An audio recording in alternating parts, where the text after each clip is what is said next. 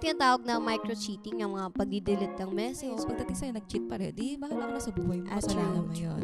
Totoo talaga yung sinasabi ng iba na kapag hindi mo mabigay na ng partner mo, hahanapin mo sa iba. Hindi mo naman masasabi kung kailan ka tatamaan ni Cupid.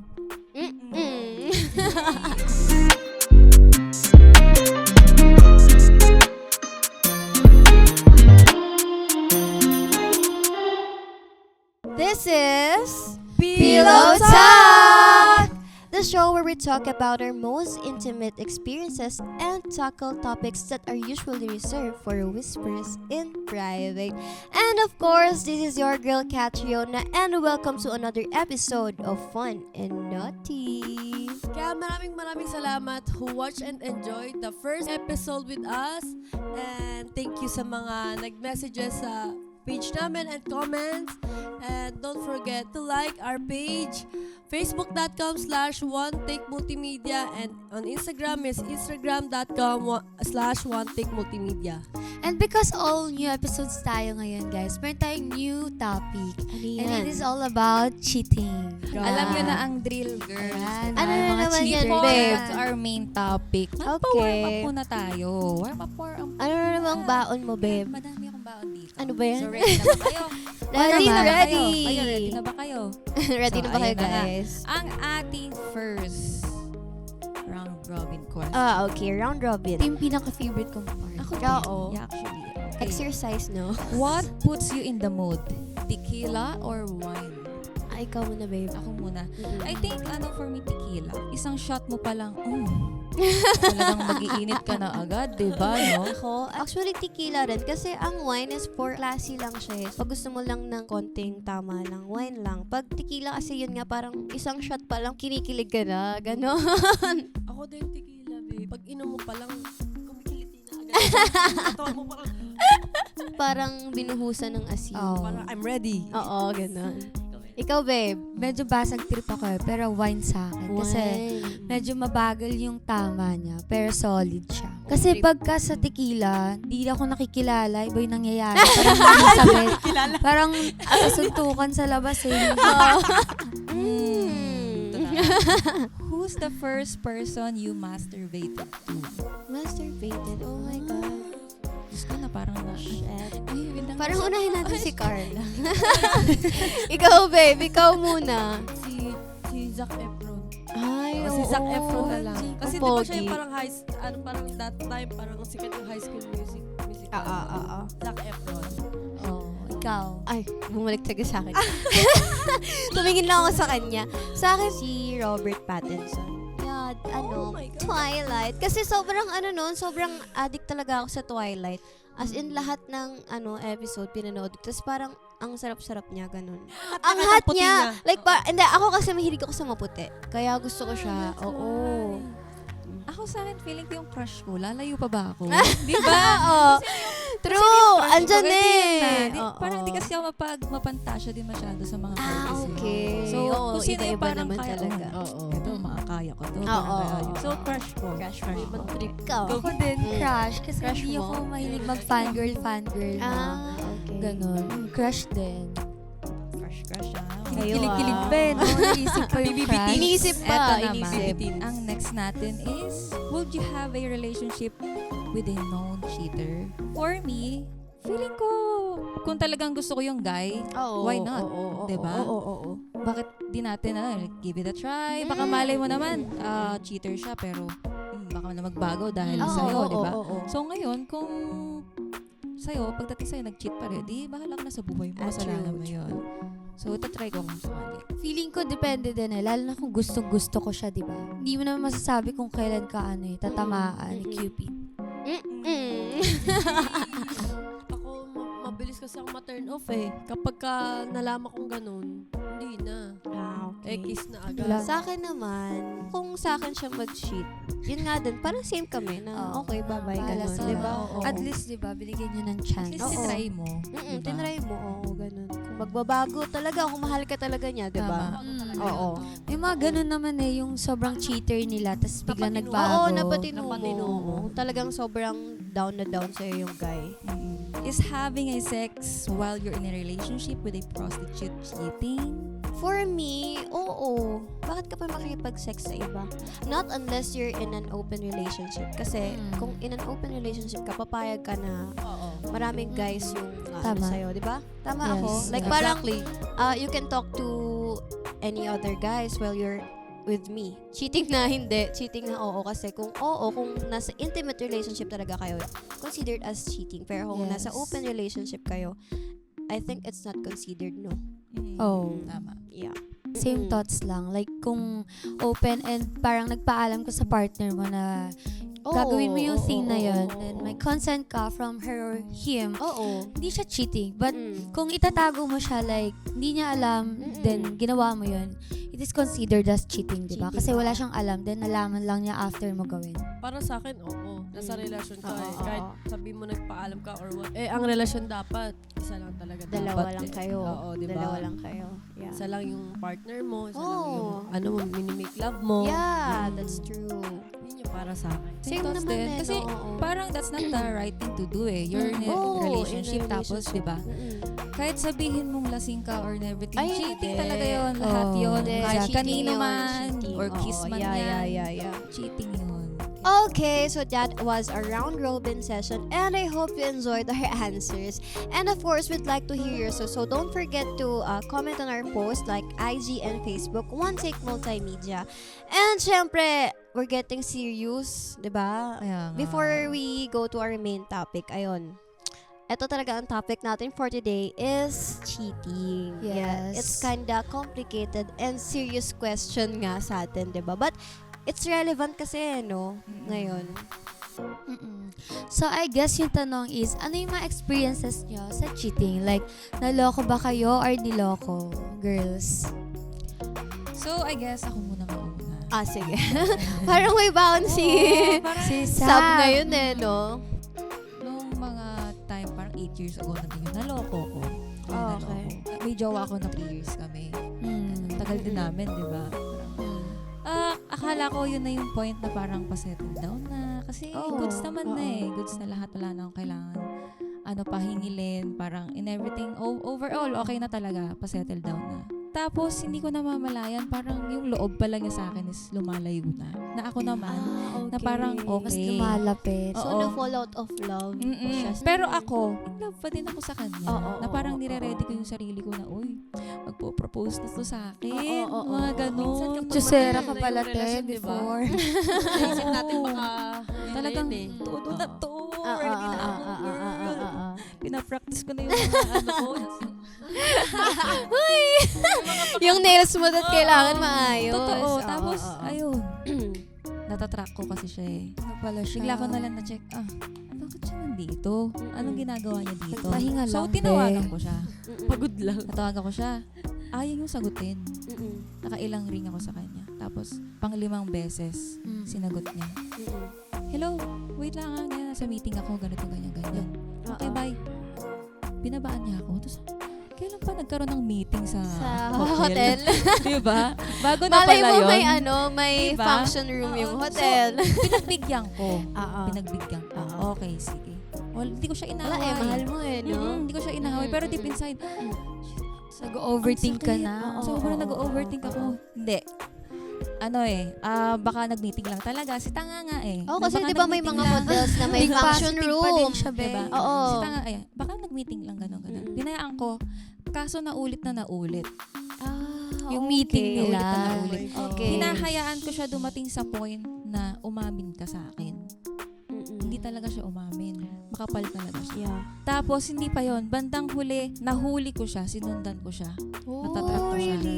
Datawagan ko siya, hindi niya Sinasagot. Nasaan ka? Tapos, sinagot niya din. Dito na ako, ganyan. Napasok ka ba? Sa work ako, ganon. Etc. Tapos, sakit ako palabas ng hotel. Yung sasakyan niya, alam ko. Sinundan ko siya. Pinapaikot-ikot niya yung mga siguro, pero alam ko na sinusundan niya. Alam niya siguro na sinusundan ko siya. Pero hindi niya alam na natatrack ko siya. Tapos ayun, sabi ko, parang nag-burst na talaga ako na, sino yung kasama mo dito sa hotel na yan? Sinundan kita. Sino yung kasama mo babae? Yan ba yung sa meeting? Ilang beses na yan, sabi ko sa kanya. Ayaw niya akong replyan sa text. Tapos ako nagmakaawa at the end of the day. Please lang, kailangan ko lang kasi nun closure kasi bibitawan ko na talaga siya. Yun lang naman Yung mga friends ko, grabe ang tanga mo. Alam mo na palang ganyan. Anuhin mo na, bitawan mo na. Talagang lahat yun. Grabe. Ang ganda mo, tapos ganyan. Nasayangin mo yung buhay mo dyan. Sabi ko, mahal ko eh. Wala eh, ano talaga eh, Talaga. ganun talaga eh. Mm-mm. Hindi mo Sa love. masasabi Tapos, pinagmukha lang talaga niya akong sobrang tanga. Hindi niya ako binigyan ng closure. Hindi siya nagpakita sa akin. Hindi siya umamin or anything. Wala. Bigla na lang kaming wala na talagang paramdam. Sabi ko, ganun ba ako ka? Hindi ka hindi ka mahal-mahal? Parang ganunin mo ako na, grabe. Hindi, may mga guys kasi na parang takot sila eh. Oo. Na magsabi ng totoo. Oo. Kasi nga, alam na nila sa Hindi, sarili alam ko, nila yung mali. sakit talaga ng lalaki yan. Not all not all. Not all, pero nature na nila na pag naiinis ako sa hindi ko sasabihin, silent treatment na lang, ganun, di ba? Or pwedeng takot din siya na, ay, diyan ka lang. Ito may bagaan mo na ako, titikim mo na ako ng ibang putahe, di ba? Parang gano'n. Kasi alam niya na kapag natapos na ako sa kanya, tapos na talaga ako sa kanya. Ako naman, naloko and nanloko. So, doon tayo sa naloko. Kasi that time, I was 15, 16. Naglalaro pa ako niya. Sa probinsya So, yun kasi. nga, hindi pa ako hindi ko pa alam yung sex, ganun. Hindi pa ako educated dun. So, parang nag-boyfriend ako nun kasi, ano siya eh, Trip lang. oo, babe. At saka yung naging boyfriend ko kasi nun, sikat sa school namin. 3 months lang kami, pero 2 months niya ako niloloko. Tapos kaya may trauma ako sa Valentine's Day kasi that day niloko niya ako. Nahuli mo. Hindi. May umamin sa akin na tropa niya. Oh. Kasi nga, syempre, hindi ako nakipag-sex sa kanya nun. More on, kiss lang kami. Kasi nga, ayoko pa. Hindi siya nagpaparamdam sa akin nung February 14. So, I thought iso-surprise niya ako. Ask niya ako for a date. Pero hindi. Ibang surprise pala. Uminom. Tapos nalasing. Kagabi. Ang galing. Kanabi. Parang, ganun talaga yung nangyari. Tapos, ako na-hurt ako. Sobrang sakit. Kasi hindi ko maibigay sa kanya, hinanap niya sa iba. Okay, yun lang pala yung habol mo. Kasi bata pa kami noon eh, 'di ba? Siya pa yung nakipag-break. Di ako nakatanggap din ng sorry na inaantay ko siyang umamin din na kung aamin siya.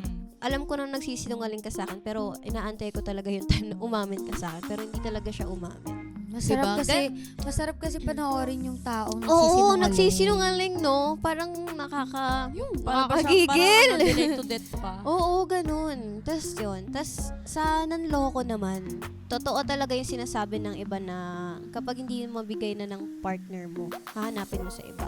Pero ito kasi, based on my experience, magkaaway kami, like 3 araw, 4 na araw. Then nakipag-usap ako sa iba. Yun lang naman. Yun lang naman yung cheating na ginawa ko. Like, hindi ako nakipag-sex, hindi nakipagkita. Hindi ako bababa sa ganung level. Nakipag-usap lang naman ako sa iba. Casual lang naman, ganito, ganyan. Pero considered na cheating. Kasi Oo. nga may partner. Yeah, meron tayong tinatawag na micro-cheating, yung mga pag-delete ng message or kahit anong, basta madami ng types ng cheating na yun. So, hindi ako proud na cheater, pero inaamin ko na nag-cheat ako. Iba kasi, ang pangit kasi tignan kapag proud cheater, like, hello, nag-cheat ako, ganun. Pero inaamin ko. Like, parang dadating naman siguro lahat tayo sa point na yun eh, no? May kanya-kanya tayong point of view kung bakit natin nagagawa yung isang bagay. And ako, kaya kong panindigan yun. Kasi, eto, ganito, ganyan. Nagkulang ka, nagkulang tayo. So, yun. That's my point of view. Ikaw, babe. Naloko na. Ito na yung ex ko na lang kasi hindi naman siya kilala, hindi naman siya sikat. Nung nasa relationship kami, sobrang green flag niya. As in, go with the flow, sobrang green flag. Ipapa-feel niya na love ka niya, ganito, ganyan. Tapos hindi mo ma-feel na niloloko ka niya. During the relationship, nag-cheat na pala siya. LDR kasi kami. Then pag uwi niya ng Pinas, nag-aaral ako, tapos siya, magpapaalam siya na iinom with friends. Ako, hindi ako mahigpit na girlfriend. Parang, go lang, basta alam ko kung nasan ka, alam ko yung ginagawa mo, sino yung mga kasama mo, go lang. Di kita babawalan. Then, yun pala, habang nagiinuman siya with friends, all boys daw.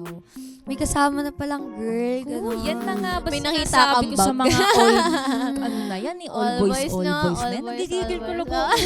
kasama. Be, all boys daw, tapos may picture pa, tapos yung girl pala, siya pala yung nagpicture.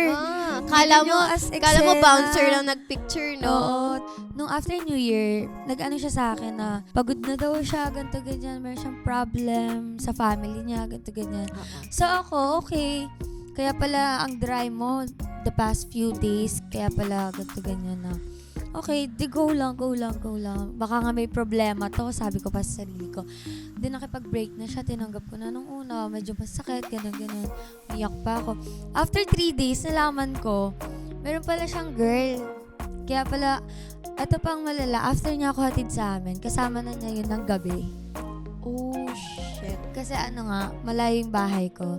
Kasama na niya yun ng gabi. And then, kinonfirm ko yun sa mga niya, kamag-anak and friends. Tapos, ayun, okay, kaya pala nakipag-break to, dinamay pa niya yung pamilya niya, may problema daw siya, ganun.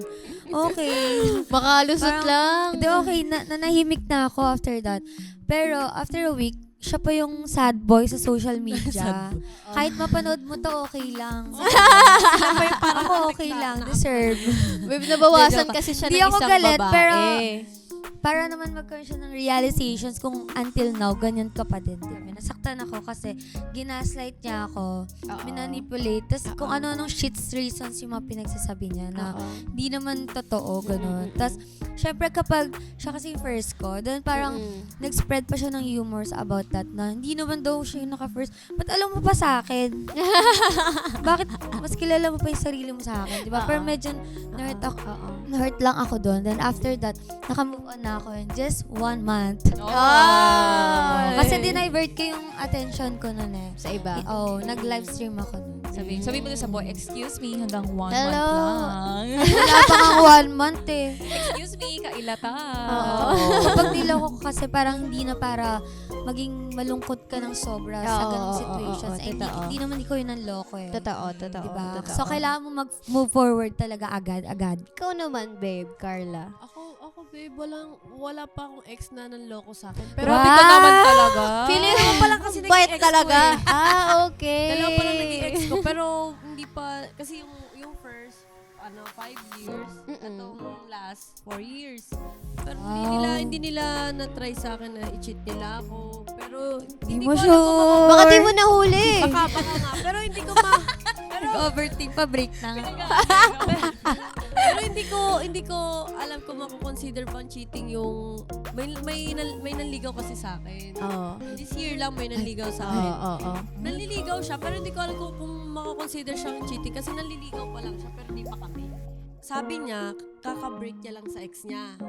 And then, hindi ko alam, while nanliligaw siya sa akin, nagkabalikan na sila ng ex niya, pero nanliligaw pa rin siya sa Cheating akin. siya dun sa ex niya. Oo, sa ex niya. First time kasi nangyari sa akin yun, kaya hindi ko alam kung mako-consider bang cheat yung ginawa sa akin. Kayo, guys. Anong thoughts niyo? Ako muna. Sa akin, hindi siya cheating. Atang ina, 50-50 kasi. Pero kasi wala cheating kayo. siya dun sa ex Sa niya. ex. Diba? Tapos nanliligaw naman Kung siya sila sa na. akin. Hey guys, ano na lang, comment down below kung considered ba as cheating ba yun or hindi. Diba may mga, May mga ano kayo. comment. Oo, magko-comment. Pero for me, hindi siya consider na cheating kasi hindi pa kayo eh. Pero dun sa ex niya, oo. Sa ex Kasi niya, no? nagkabalikan. Sa ex niya, no? Oo. Tapos yung ex niya naman, hindi alam na nililigawan ako hanggang dumating sa point na parang mag-Valentine's last February. Syempre alam ko nanliligaw siya sa akin tsaka siya lang talaga yung pinayagan ko manligaw. Tapos every night kausap ko yun. Nag-expect ka sa kanya. Wait. Nag-expect ako na, Alam mo na nagbalikan sila. hindi. Okay. Kasi sabi niya hindi pa nga niya kakabreak niya lang. Tapos hindi ko alam na nagkabalikan na sila. Tapos nung February 14, nung Valentine's, nag-expect ako na Didate niya kayo. ako. Oo. Tangina, hindi nagparamdam ng Buong araw. Ano pa lang? 12, February 12, 13, 14, 15. Hindi na nagparamdam sa'yo, babe. Before and after Valentine's. Di na nagpaparamdam. Baka kasi naging okay na sila nung girl. Hanggang sa dumating no? sa point na yung ano niya, girl niya, yung ex daw niya, Oo. which is girlfriend niya pala, okay pala sila. Parang nagkatampuhan lang ng 1 week, gano'n. Guys, Oo. boys! Oo. Laro! Tapos parang Boys, nag-date boys, parang boys. nag-date pa kami ng mga 3 times, gano'n. 3 to 4 times nung boy. Tapos tuwing gabi, call kami. kang makatulog. Kaya, ang galing. Sleep boys, boys, boys. First time boys. ko Wag ka na naranasan yan. yun, guys. Bitawan mo Oo, na yan. girl. First flag. time. Wala na, Gulo yan. binitawan Alam ko mo, na. girl, yung kung sino man nung girlfriend Model niya. din yung girl. Oo, model Baka yung girl. kilala. Hanggang sa chinat ako nung girl, kaya ako na nalaman.